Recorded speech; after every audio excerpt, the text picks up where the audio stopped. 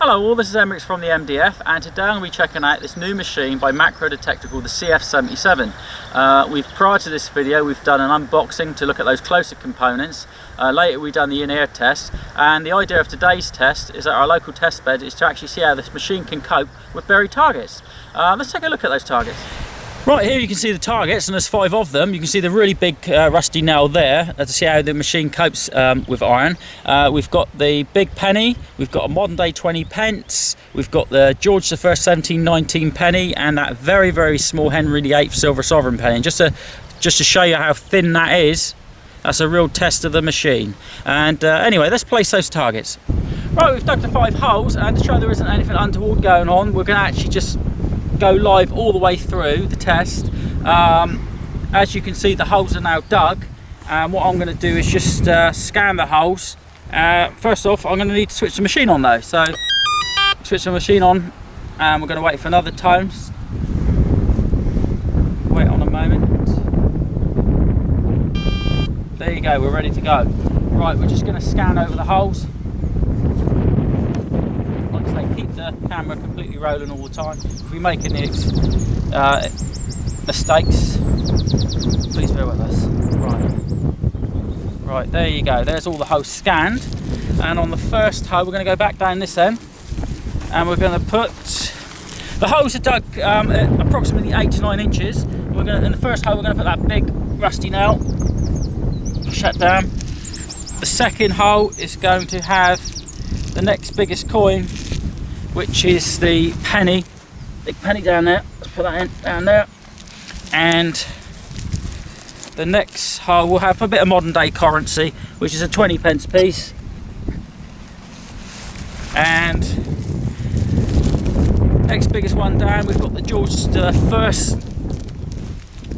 penny. There you go, in the bag to protect it. Push it down a little bit. And the real test here is that really small, thin, hammered silver Henry VIII sovereign penny, and we'll put that there, push it down. Right, all we're going to do now is start filling these holes in, so I'll be quick about it because I'm sure you're going to get a bit bored. Right, here we go. Let's compact that down as well. You know it's a very thin, it's quite deep for a very thin small coin. I like the clods here because they're pretty much intact, so it's going to have a bit more of a genuine test. Oh. Right.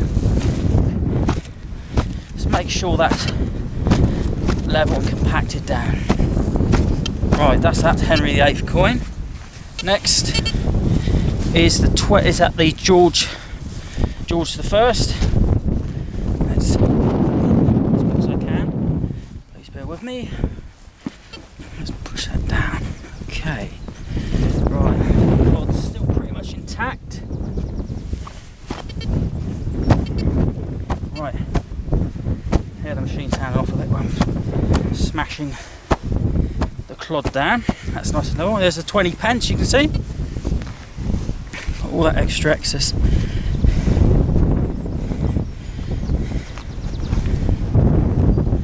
Soil in. Let's put that back over. Right, big penny.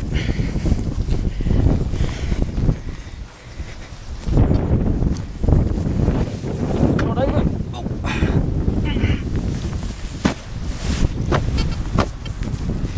Oh. Right, and we've got the huge rusty nail.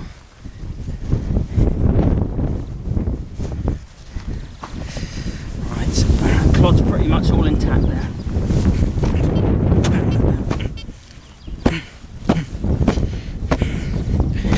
Right, that's the test bed set up. What we're going to do now, we're in the general mode, which is the all metal mode, and see how we get on. Here we go. Obviously we're in the all metal mode, so we're going to pick up that nail 5 or 6 inches above the ground, coming up to the George coin, really pounding through in all metal mode there. I must be at least 4 or 5 inches above the ground, even though it was buried at approximately 8 to 9 inches. Next coin, I believe, was the 20 pence. Oh no, we got it wrong. No, that is the George. That is a George. No, this was the penny. That is a George penny. George V. Eh? It's George V. George. Oh yeah, the George V penny. I was thinking it was the George I penny. Up there. That's the next one. Yeah. Along, wasn't it? Yeah. Okay. Let's just carry on. Yeah, we'll carry on. A little bit of a mistake there, but this is the big penny, so that's why it's pounding right off there. Okay. Now this is the George I, isn't it? No, it's the 20 pence. This is the 20 pence. Sorry, the 20 pence. I'm getting this all wrong. And the 20 pence is doing exceptionally well. I'm quite, must be 3 or 4 inches above the ground. Now we've got the George I. Am I correct there, Richard? You are. Right. And here you go. No, we are actually still getting a very good signal from the George I. I mean, it is very, very high above the ground. Even though it was buried at 8 to 9 inches.